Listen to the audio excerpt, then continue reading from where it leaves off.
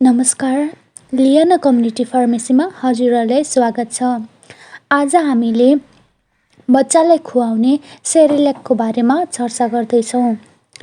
सेरेल्याक बच्चाहरूका लागि अत्यन्त रुचाइएको खाना हो। यो पनि ल्याक्टोजिन बनाउने नेस्ले कम्पनीले नै बनाएको हो। सेरेल्याक विभिन्न उमेर समूहको बच्चाका लागि छुट्टा छुट्टै बनाइएको हुन्छ।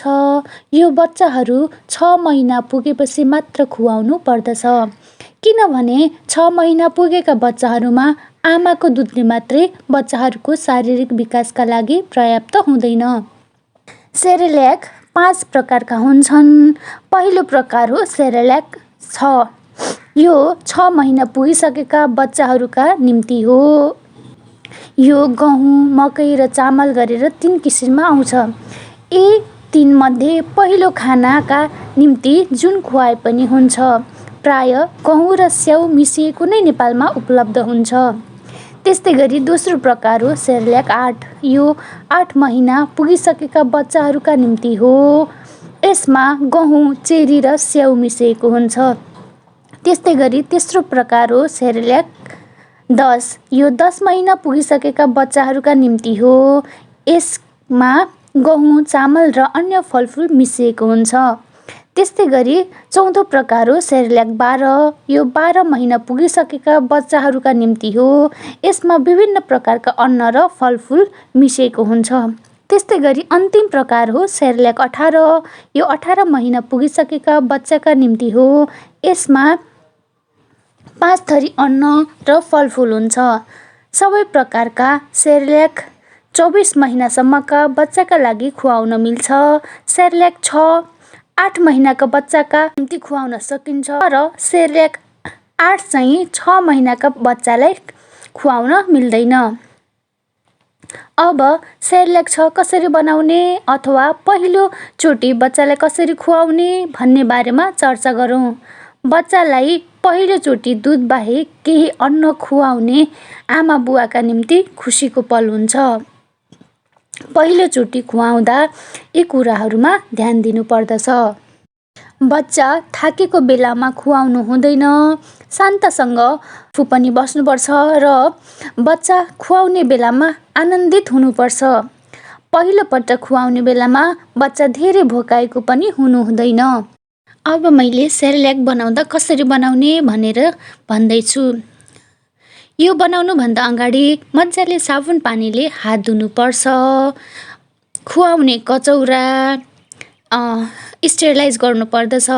यदि हजुरहरूसँग स्टेरिलाइजर छैन भने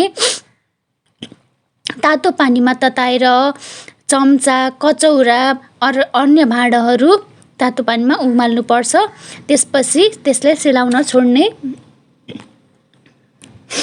त्यसपछि सेरेल्याक बनाउने पानी तताउनुपर्छ 5 मिनटसम्म, ताकि त्यो मजाले उम्लियोस्। यसरी मजाले उम्लियो भने त्यसमा भएको कीटाणुहरू नष्ट हुन्छन्। अब पानीलाई मनतातो नहुँदासम्म सेलाउन छोड्नुपर्छ 30 मिनट जति। अब हाम्रो पानी पनि रेडी भयो र बच्चालाई खुवाउने कचौरा र चम्चा पनि रेडी छ। अब मैले सेरेल्याक 6 कसरी बनाउने भनेर भन्न गइरहेको छु। यदि हजुरहरूको बच्चा 6 देखि 10 महिनाको हो भने बच्चालाई सेरेल्याक भित्र रहेको चम्चा अथवा त्यसलाई स्कुप पनि भनिन्छ, 3 स्कुप सेरेल्याक पाउडर लिने अथवा 3 चम्चा सेरेल्याक पाउडर लिने र पानी चाहिँ 75 ml लिनुपर्छ हैन। पानी पनि ठ्याक्क मात्रा मिलाएर लिने, अनि 3 चम्चा पनि ठ्याक्क मात्रा मिलाउने र पानी हाल्दै बिस्तारै घोल्नुपर्छ, ताकि सेरेल्याकको डल्ला नबनोस्।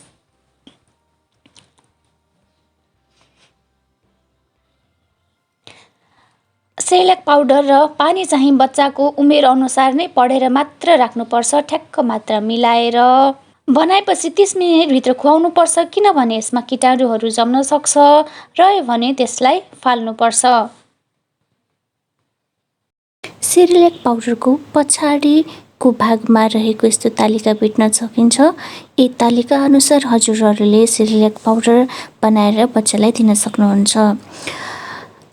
6 देखि 10 महिनाको बच्चालाई 3 स्कुप पाउडर 75 मिलिलिटर पानीमा दिनको 2 पटक, त्यस्तै गरी 10 देखि 12 महिनाको बच्चालाई 4 स्कुप पाउडर 100 मिलिलिटर पानीमा दिनको 2 पटक, 12 देखि 24 महिनाको बच्चालाई 6 स्कुप सेरेल्याक पाउडर 150 ml दिनको 2 पटकसम्म खुवाउन सकिन्छ। त्यही पनि बच्चाको आवश्यकता अनुसार पनि यसलाई बढाउँदै लान सकिन्छ।